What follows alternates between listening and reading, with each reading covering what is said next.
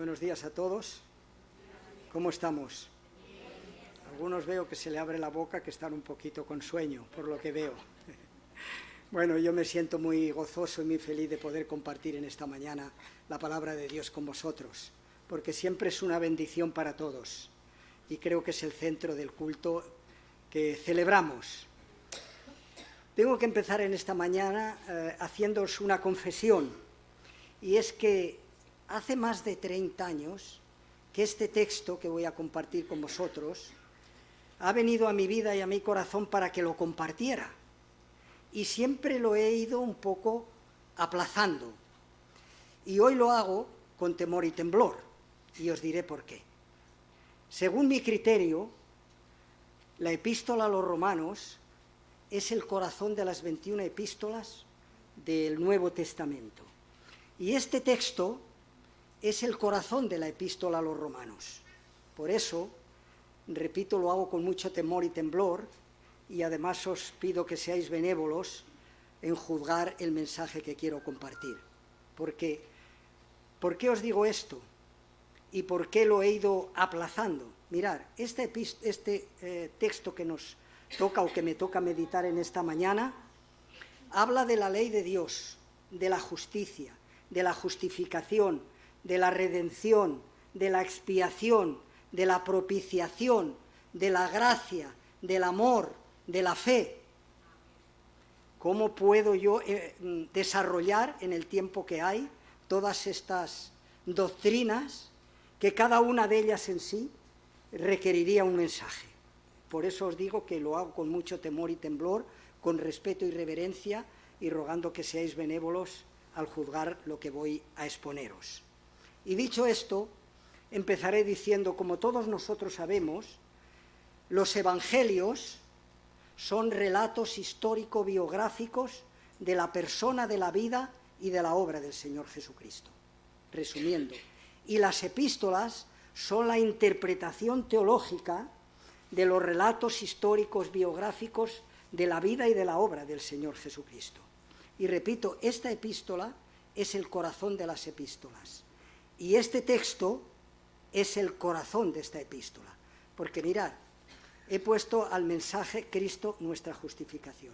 En este texto, nada más en estos 10 versículos, se habla 10 veces de justicia, de justo y de justificación. Y en toda la epístola se habla más de 38 veces de lo mismo, de justo, de justicia y de justificación. Por tanto, creo que esta epístola la podríamos calificar como la revelación de la justicia de Dios, la revelación de la justicia de Dios, y al mismo tiempo a Cristo como el que ha satisfecho todas las demandas de la justicia de Dios. Por tanto, cada parte de este texto que estamos leyendo, cada versículo, mejor, cada palabra o cada frase tiene una profundidad extraordinaria. Por eso no sé hasta dónde voy a poder llegar con el mensaje. Donde llegue lo dejaré.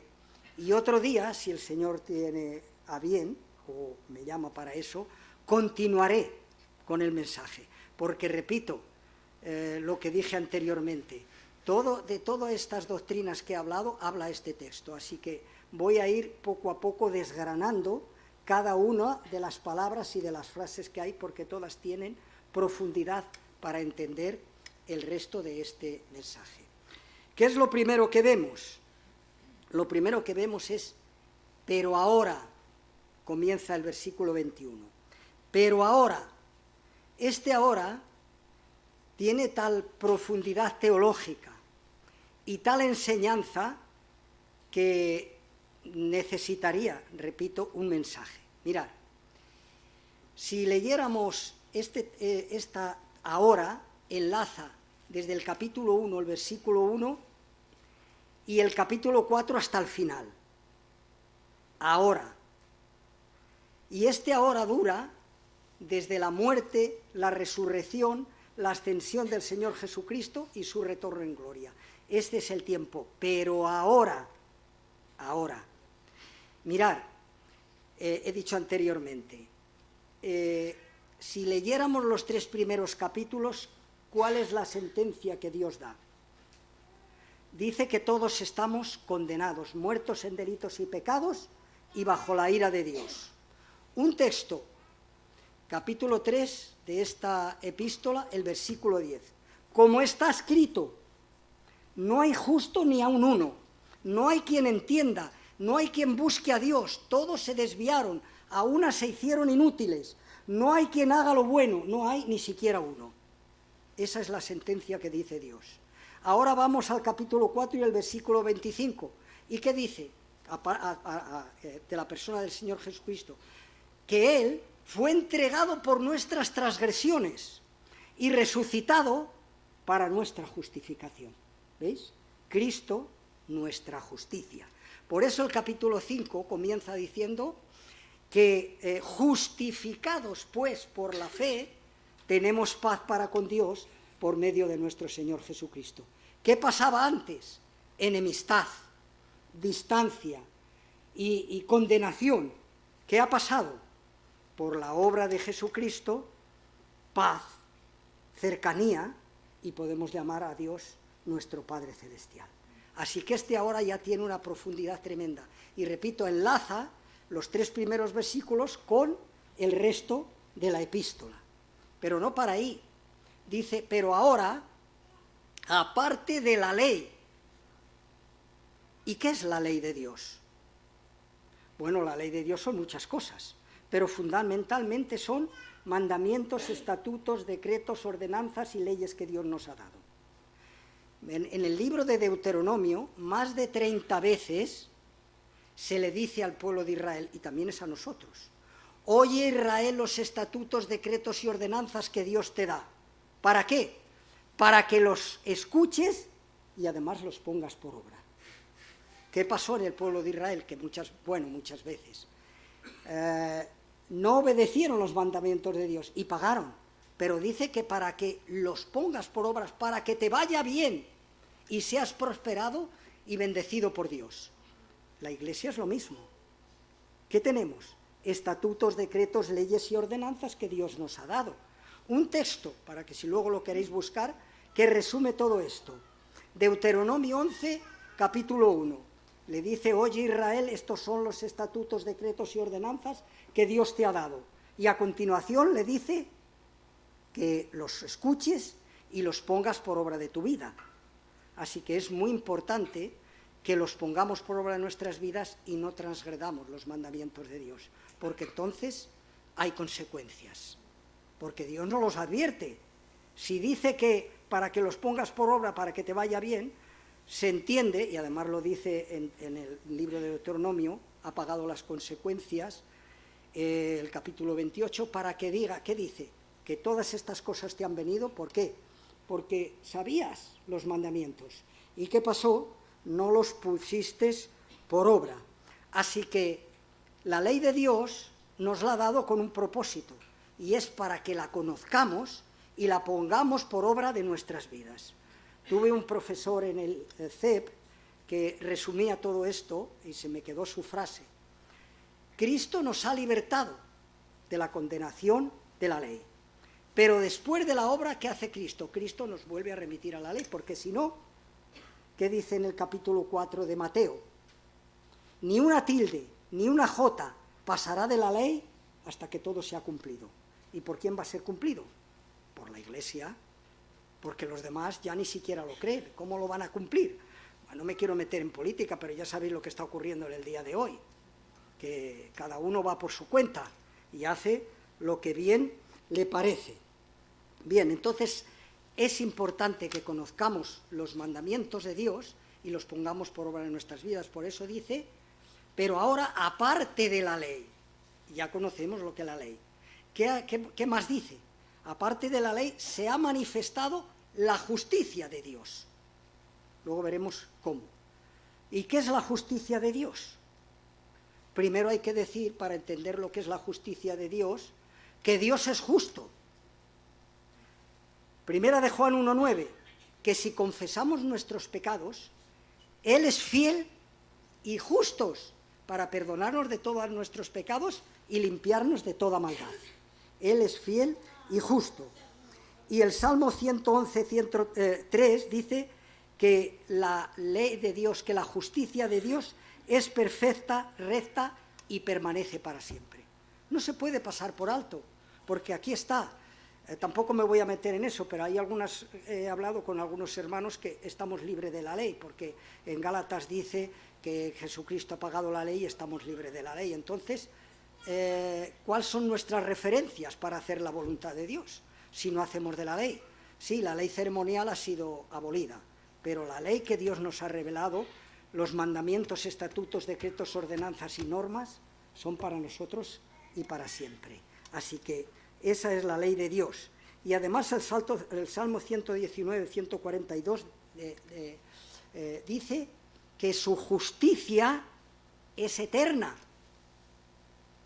No es para una temporada, no es para unos meses, no es para unos años. Eterna quiere decir que es inviolable, que va a permanecer. Y es inclusive, por esa ley nos va a juzgar Dios, porque Él dice que cada uno va a pagar conforme a sus hechos. Él sabe lo que hemos hecho con la ley de Dios, si la hemos cumplido o no la hemos cumplido. Y la justicia de Dios es el atributo que Él tiene y con el que igual nos va a juzgar a todos y cada uno de nosotros conforme a lo que hayamos hecho. Conforme a eso, conforme a su justicia nos va a juzgar, porque Él es juez justo y nos dará cada uno, conoce el corazón, más que nuestros hechos, que a veces tenemos una careta, pero Él conoce también el corazón, las intenciones del corazón, como dice su palabra, y es el atributo que Él tiene para juzgarnos algún día. Así que aprendámoslo y sepamos que es la justicia de Dios. Y ahora viene una cosa muy curiosa, ¿no? La justicia de Dios testificada por la ley y por los profetas. La ley ya lo hemos visto, evidentemente que habla de la justicia de Dios. Si uno lee el Pentateuco y subraya las veces que habla Dios acerca de su justicia, es para echarse a temblar. Pero uno dice, ¿cómo es que está anunciado por la ley y por los profetas? Mira, no me puedo meter demasiado en ello, pero al profeta Amós se le conoce como el profeta de la justicia de Dios. ¿Por qué? Porque aún naciendo en el reino del sur, fue enviado al reino del norte para denunciar las injusticias que había. Era un tiempo de prosperidad, un tiempo de bienestar, pero no se atendía ni a las viudas, ni a los huérfanos, ni a los extranjeros. Y los que eran débiles estaban marginados y la justicia, como dice el propio profeta, no aparecía por ninguna parte. Así que está testificada por la ley, por los profetas. Pero conocemos a otro profeta que aún lo dice aún mucho más claro, que es el profeta Isaías, y todos lo conocemos. Isaías 53, que ese texto creo que casi lo conocemos todos de memoria, pero me voy a referir solamente a 3 versículos. Comenzando en el versículo 5, dice que Jesús, que se está refiriendo al Mesías, mas el herido fue por nuestras rebeliones. Mirad, rebeliones. ¿Qué más? Molido por nuestros pecados. Y el castigo de nuestra paz fue sobre él. Él llevó nuestras iniquidades y nuestros pecados. El castigo de nuestra paz fue sobre él, y por su llaga fuimos nosotros curados. Y para ahondar más, dice el siguiente versículo, todos nosotros nos desviamos como ovejas. Que yo he vivido en ambientes pastoriles y conozco esta metáfora y vamos, el profeta en este caso, tenía un conocimiento guiado por el Espíritu Santo, porque si hay un animal torpe y tonto, son las ovejas. Así que todos nosotros nos desviamos como ovejas. Yo he presenciado cosas, una oveja un poquito distante de la manada, del redil, y ya no sabe volver, está a 10 metros y ya no sabe ni siquiera volver. Fijaros bien lo que dice de nosotros. Le damos la espalda a Dios y ya no sabemos volver. Todos nosotros nos descarriamos como ovejas. Cada cual se apartó por su camino. Mas Dios cargó en él, en el Mesías, en el Hijo de Dios, el pecado de todos nosotros. Y luego saltamos al versículo 11, que es importante. Dice que verá la aflicción de su alma el Señor Jesús y quedarás satisfecho. Os recuerdo que en Mateo 26, 38 dice el mismo Señor a sus discípulos, le dice, mi alma está muy triste hasta la muerte. Así que el profeta está anunciando acerca de esta tristeza. Verá la aflicción de su alma y quedará satisfecho. Por su justicia justificará mi siervo justo a muchos y llevará las iniquidades de ellos. Así que Cristo es nuestra justicia. Y me voy a detener un poquito porque me ha llamado la atención que dice que por su conocimiento, por el conocimiento que tenemos nosotros del Señor Jesús.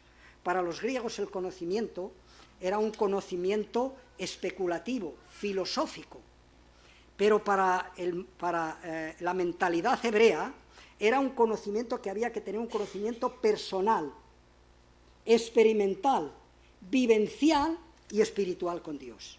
Así que por eso somos justificados por ese conocimiento, porque si le preguntas a la gente de la calle, te dicen, sí, claro que saben quién es el Señor Jesús, que nació, ahora lo estamos celebrando, ¿no? Todos lo saben, pero no hay un conocimiento personal, experimental, vivencial y espiritual con Él. Ese es el conocimiento que salva. Por eso dice que por su conocimiento justificará mi siervo justo y llevará las iniquidades de ellos. Cristo, nuestra justicia. Por eso dice Primera de Pedro 3:18 que Cristo padeció una sola vez por los pecados, el justo por los injustos, para llevarnos a Dios. El justo, no hay ni uno que sea justo, solo Él, y el justo por los injustos para llevarnos a Dios. Luego me referiré también a otro texto, pero ya lo menciono de antemano. Segunda de Corintios 5:21, al que no conoció pecado, por nosotros lo hizo pecado, para que nosotros pudiéramos hechos justicia de Dios en Él. Cristo, nuestra justicia. No hay otro, no hay otro, porque Él fue el enviado del Padre, Él es el Mesías, Él es el que ha ocupado nuestro lugar, el que ha muerto por nosotros y a nuestro favor. Por eso ha llevado nuestras iniquidades y por eso ha pagado nuestra deuda. Y ahora saltamos a los versículos 22 y 24, que dice, la justicia de Dios por medio de la fe en Jesucristo, porque no hay diferencia, por cuanto todos pecaron y están destituidos de la gloria de Dios, siendo justificados gratuitamente por su gracia, mediante la redención que es en Cristo Jesús. Y hay una pregunta, ¿cómo es posible que seamos lavados, perdonados, justificados y redimidos por la fe en Jesucristo? Todo eso es así. Y la respuesta la tiene la propia palabra de Dios, por varias razones. La primera, Cristo vino a buscar y a salvar lo que se había perdido. Lucas 19:10. El Hijo del Hombre, que es lo mismo que decir el Hijo de Dios, no me puedo detener ahí, vino ¿a qué? A buscar y salvar lo que se había perdido. ¿Y quién se había perdido? Todos y cada uno de nosotros. Todos. Todos. Mirad, pero hay más razones. Cristo vino a dar su vida por cada uno de nosotros. Marcos 10:45. ¿Qué dice? El Hijo del Hombre no vino para ser servido, sino para servir y dar su vida en rescate por muchos, en rescate por todos los que hemos creído, por toda la humanidad, si creyera. Así que esas son las razones por las cuales podemos ser justificados, podemos ser redimidos, podemos ser perdonados y podemos ser adoptados en la familia de Dios. Pero hay más razones que la palabra de Dios nos da. Tercera razón, Cristo murió por nosotros en nuestro lugar y a nuestro favor, voluntariamente, voluntariamente, por eso tiene el justo por los injustos, voluntariamente. Juan, capítulo 10, versículo 11, ¿qué dice? El buen pastor, su vida da por las ovejas, voluntariamente. Y en el versículo 18 de este mismo capítulo, dice, nadie me quita la vida, yo de mí mismo la pongo, porque tengo poder para ponerla y tengo poder para volverla a tomar. anunciando la resurrección. Justificados por eso dice el versículo 25, entregado por nuestras transgresiones del capítulo 4 y resucitado para nuestra justificación. Hay más razones. Cristo con su muerte y con su resurrección satisfizo todas las demandas de la justicia divina. Por eso, Cristo, nuestra justicia. Satisfizo todas las demandas de la justicia divina. Lo he mencionado anteriormente, pero quiero volverme a referir a este texto. Isaías 53:11. Verá la aflicción de su alma y quedará satisfecho. Por su justicia justificará mi siervo justo a muchos y llevará las iniquidades de ellos. Él cargó con nuestras iniquidades, cantamos un himno muy precioso, que Él llevó mis transgresiones y me hizo partícipe de su herencia. Satisfizo todas las demandas de la justicia divina. Por eso, Romanos 5:1, justificados pues por la fe, ninguna condenación hay. Ha satisfecho todas las demandas de la justicia divina. ¿Cómo fue esto posible? La palabra de Dios nos da las razones y las evidencias. Mirad, 2 de Corintios 5:21, que lo he mencionado anterior, pero voy a leer el versículo 17. Dice que ha hecho de nosotros, somos nuevas criaturas, lo hemos cantado. Por la fe en Cristo Jesús, somos nuevas criaturas. Es decir, ha hecho una nueva creación en nosotros. Lo viejo ha pasado, he aquí todas son hechas nuevas, el versículo 17. Somos nuevas criaturas y por eso la obra del Señor Jesucristo ha tenido poder para hacer de nosotros nuevas criaturas, satisfacer todas las demandas de la justicia divina y darnos el perdón, la salvación y la vida eterna. Y ahora pasamos a otro texto que es importantísimo para mí, para que lo veáis. 1 de Corintios 1:30 dice, por Él, por Dios, estáis vosotros en Cristo Jesús. De modo que si alguno está en Cristo, el versículo 17 que hemos leído, nueva criatura es. Las cosas viejas pasaron, he aquí todas son hechas nuevas. Y aquí este texto dice, por Él, por Dios, estáis vosotros en Cristo Jesús, el cual ha sido hecho por Dios para vosotros sabiduría, justificación, santificación y redención. Sabiduría. Por eso dice Colosenses 3:2 que en Dios el Padre y en Cristo se encuentran todos los tesoros de la sabiduría y del conocimiento. En Cristo Jesús ha sido hecho por nosotros sabiduría. Justificación lo hemos visto. Por su justicia justificará mi siervo justo a muchos y llevará las iniquidades de ellos. Santificación. Sabéis que en otras denominaciones, no me quiero meter con ellas, algunos que dicen que hacen ciertos milagros y ciertas cosas, pues ya son santos, los elevan a los altares, ya se le puede invocar y hacen supuestos milagros. Pero aquí lo que nos está diciendo la palabra de Dios es que no hay justo ni a un uno, como hemos leído en el versículo 10 del capítulo 3. Hemos sido hechos por Dios, hemos sido santificados, es decir, apartados, segregados y llamados del mundo, ¿a qué? A la comunión con el Padre, con el Hijo y con el Espíritu Santo. Esa es la santificación que nos ha hecho por Cristo Jesús. Eso es lo que es ser santo, no por nuestros méritos, porque no tenemos ninguno, no hay justo ni a un uno. ¿Y qué méritos tenía? ¿O tenemos? Antes de conocer a Jesucristo, ¿cómo podíamos hacer alguna cosa? Efesios 2:1. ¿Recordáis el texto de Efesios 2:1 lo que dice? ¿Qué? Vale. Dice que todos estamos muertos en delitos y pecados. Y muertos, ¿habéis visto a vosotros algún muerto que haya hecho alguna cosa?